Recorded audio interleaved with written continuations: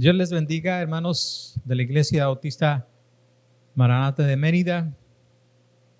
Quiero que reflexionemos el día de hoy, hermanos, en algunas preguntas ante la contingencia que estamos teniendo. ¿Qué podemos hacer ante esta contingencia que estamos enfrentando? ¿Hemos de estar preocupados y angustiados por lo que enfrentamos? ¿Por qué permite Dios que este virus afecte no solo a México, sino a todo el mundo? Y la pregunta que nos tenemos que hacer cada uno de nosotros es, ¿podemos seguir confiando en que Dios nos guardará? La respuesta es sí.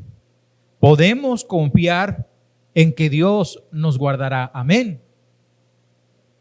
En la palabra de Dios meditamos 6 razones para confiar en Dios. Las primeras de estas 3 las compartimos entre semana y fueron que Dios nos escogió. Dios está con nosotros. Dios nos esfuerza. El día de hoy veremos las siguientes 3 razones para confiar en Dios. Seguramente, si Dios está permitiendo una afectación en todo el mundo, es seguro que Él quiere decirnos algo. Él quiere decirnos algo. Y en primer lugar, vamos a reflexionar que Dios nos sigue sustentando.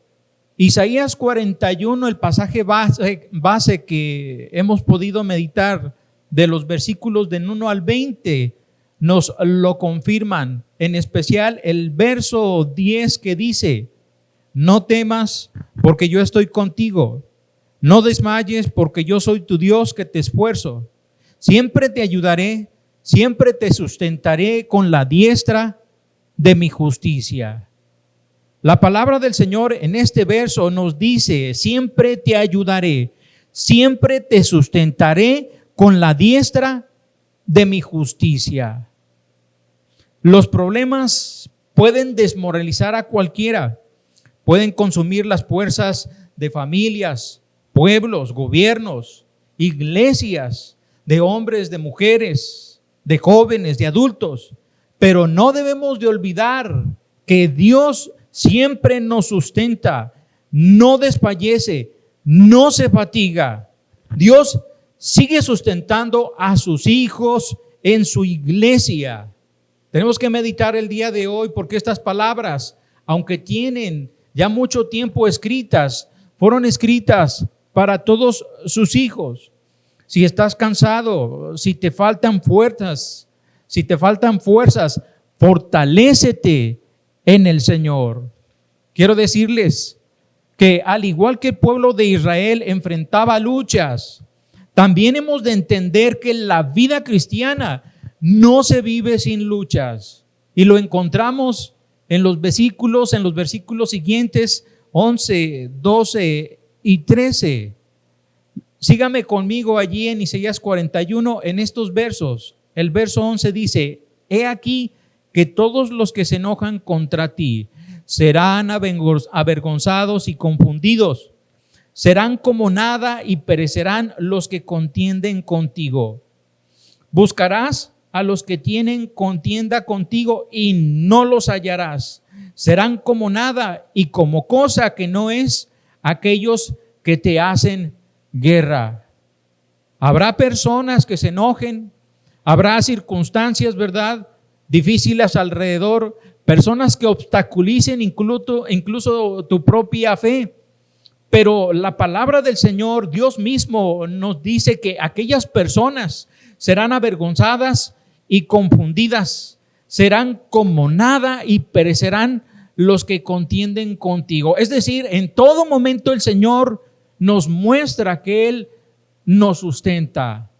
Dios, hermanos, Él sigue sustentando a su pueblo y toda aquella persona que tiene fe en Él. Me gusta mucho la imagen que el verso 13 nos dice: porque yo, Jehová, soy tu Dios, quien te sostiene de tu mano derecha y te dice: no temas, yo te ayudo. Y quiero hacerles una pregunta en este momento.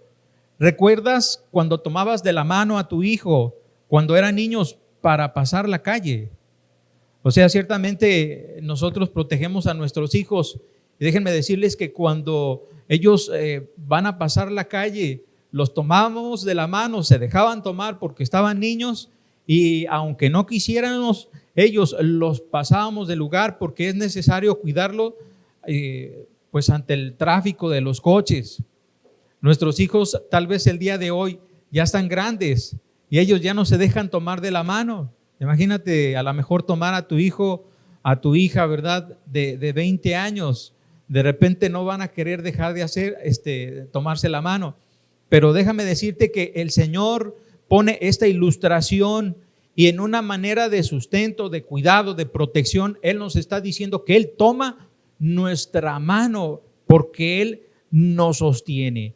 Así es Dios con su iglesia, con sus hijos. No nos desecha. ¿Cómo nos va a desechar Él si Él nos escogió, si Él está con nosotros, si nos esfuerza y nos sustenta? Él da todo por nosotros.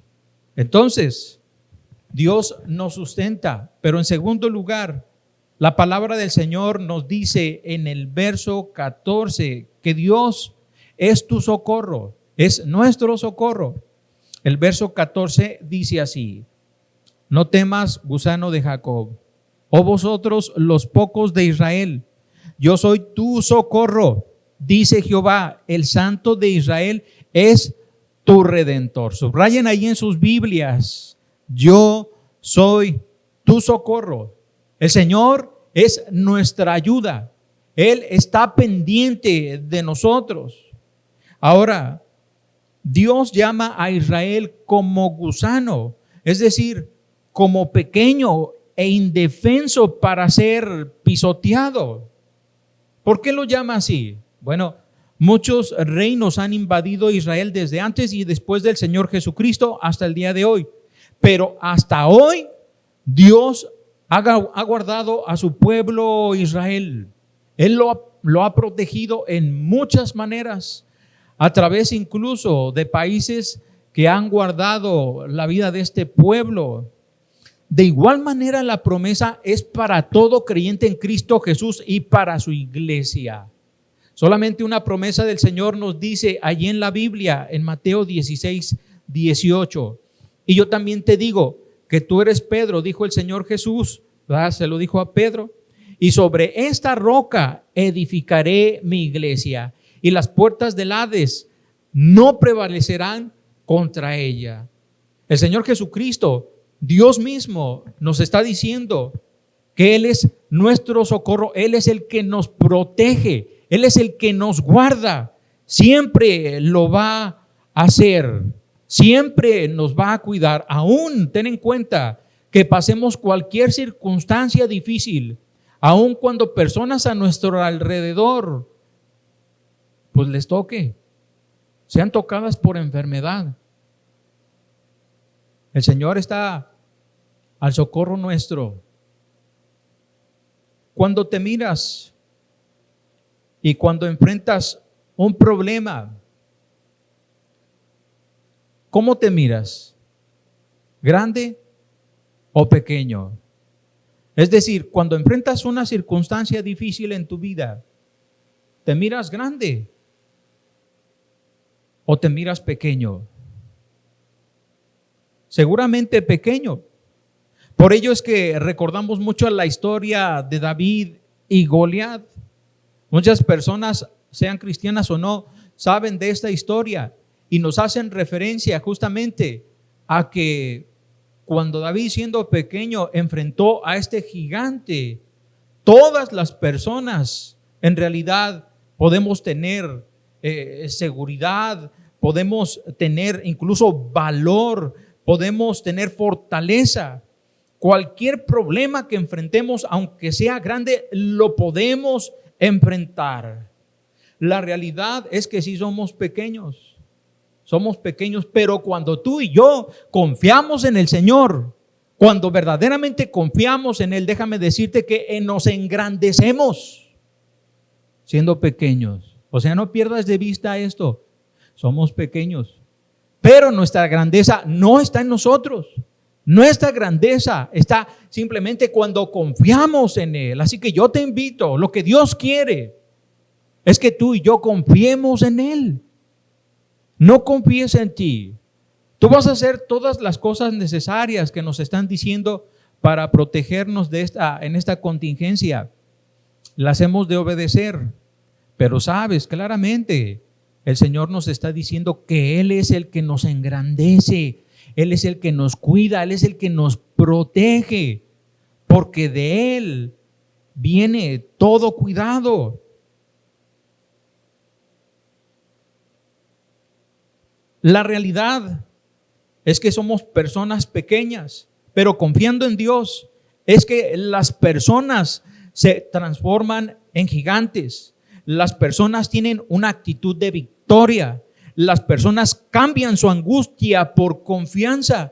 Las personas cambian de una actitud de no querer dejarse ayudar a ser socorridos por Dios cuando confiamos en Él. El Señor nos invita entonces para que verdaderamente Él sea nuestro socorro, para que Él verdaderamente sea el que nos sustente cuando nosotros confiamos en Él. Y tercero y último, el versículo 17 nos dice que Dios es nuestro amparo. Dios es tu amparo. La Biblia dice, los afligidos y menesterosos buscan las aguas y no las hay. Seca está de sed su lengua, yo Jehová los oiré.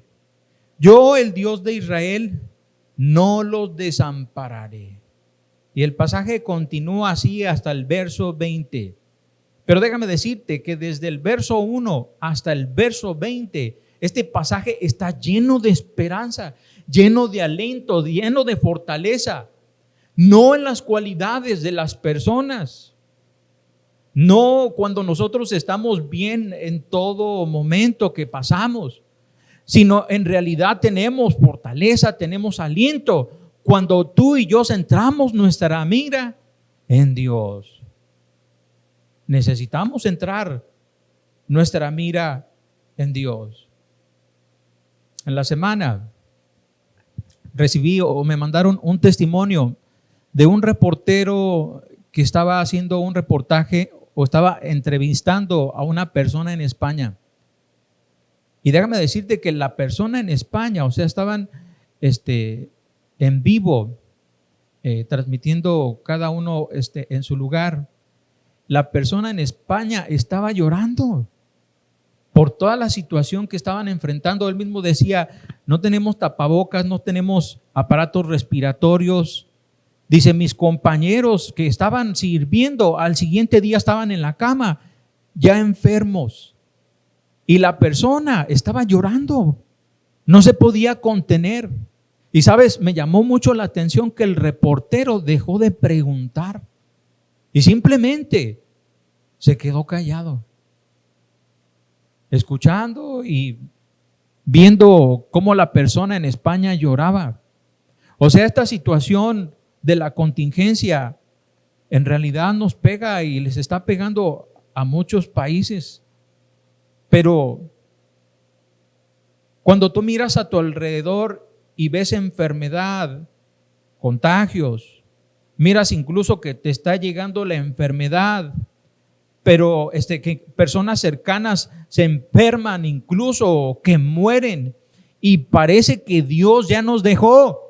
O sea, el pensamiento de las personas es que Dios ya nos dejó y eso no puede suceder. No podemos perder la esperanza, sea esta contingencia o sea lo que pasemos. Necesitamos creer verdaderamente que Dios sigue allí, aunque vemos las circunstancias difíciles.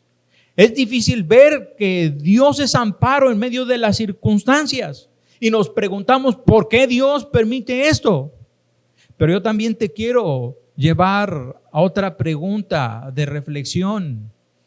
¿Cómo viven las personas el día de hoy? ¿Cómo vivimos? ¿Cómo vives tú? Muchos cristianos hoy en día se han apartado de Dios. Han dejado a Dios de lado en sus vidas. Se han enfocado en sus agendas, en su trabajo, en su casa, en sus metas, en sus propósitos. Creo como pastor de esta iglesia que nos hemos desviado de su propósito. Hemos dejado de lado a Dios haciendo nuestra propia voluntad y no la de Él. Hemos dejado lo que nos sobra para hacer lo que Dios nos pide. Volvamos a Dios, hermanos. Volvamos a Él. Vuelve a su palabra. Vuelve a vivir esos momentos tan hermosos de inicio con Dios y con su iglesia. La iglesia misma da testimonio de los inicios de esta iglesia. Pero sabes, necesitamos volver a Él. Ahora, hay personas que no son cristianas y que seguramente nos están escuchando y que también viven de espaldas a Dios. Yo no te conozco, no te he visto, ¿verdad? Pero si tú estás viendo este video, algo sabes de esto que me estoy mencionando. Viven de espaldas a Dios, pecando abiertamente contra Dios, pecando con sus ojos, con sus manos, con sus pies. Viven vidas con falta de integridad, mintiendo, robando, estafando a quien se deje. Piden prestado y no pagan. No proveen para los suyos. Viven en peleas y en discusiones. Y en su casa, ofenden y no perdonan. Déjenme decirles que este es el coronavirus más contagioso. Es el coronavirus más contagioso porque eso es lo que ha infectado y matado a muchas más personas.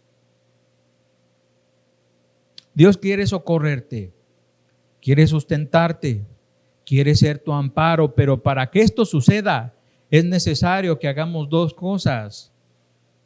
Es necesario arrepentirnos de este tipo de vida y pedir perdón a Dios. ¿Por qué el Señor permite todo eso? O sea, creo yo que el día de hoy, si las personas sabemos que Dios es amparo,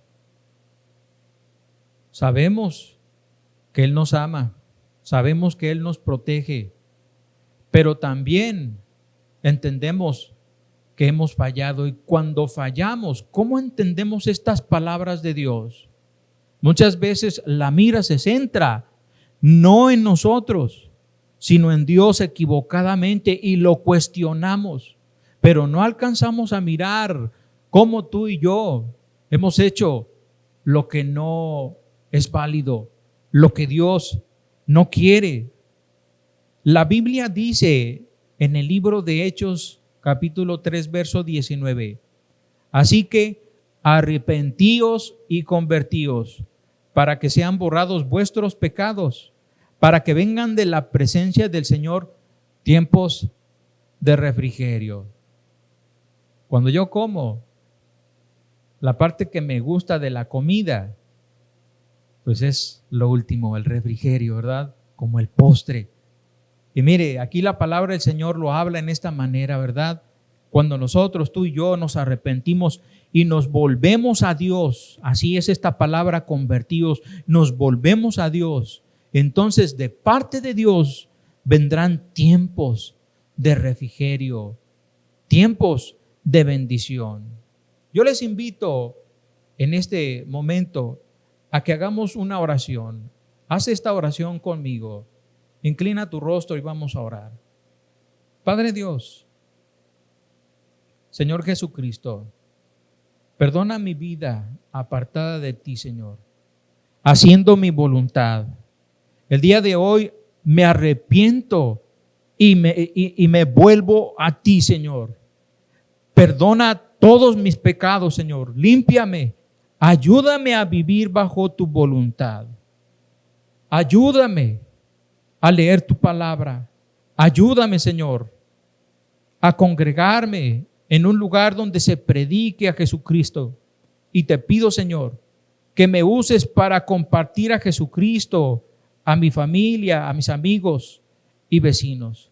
Te lo pido en el nombre de tu Hijo Jesús. Amén.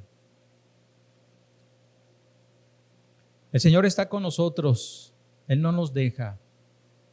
Y Él va a seguir estando con nosotros. Para todas aquellas personas que nos están escuchando y que no son parte de la iglesia, yo te invito, si quieres saber más de la palabra de Dios, te puedes comunicar a el teléfono de la iglesia que va a aparecer, o puedes escribir a la página de la iglesia igual, para recibir 4 estudios de la palabra de Dios, y entonces tú puedas continuar con esta decisión importante en tu vida. Sigamos las recomendaciones que ya escuchamos. Evitemos saludar de mano, de beso, abrazo. Si pasamos de la fase 2 a otra fase, yo les invito, hermanos, a seguir confiando en Dios. Él nos seguirá sustentando. Él seguirá siendo nuestro socorro y nuestro amparo por siempre. Dios les bendiga, hermanos.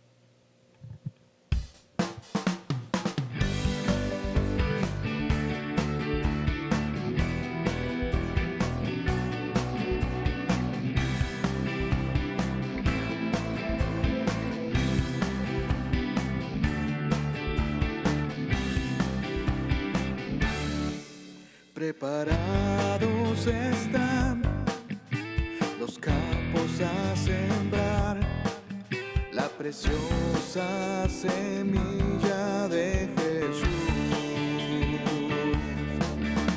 Al despertar el sol, saldremos a labrar, sembrando a Cristo, plantando viñas, tocando a la puerta de cada corazón. Preparados están los campos a sembrar, la preciosa semilla de Jesús. Al despertar el sol, saldremos a labrar, sembrando a Cristo, plantando viñas, tocando a la puerta de cada corazón.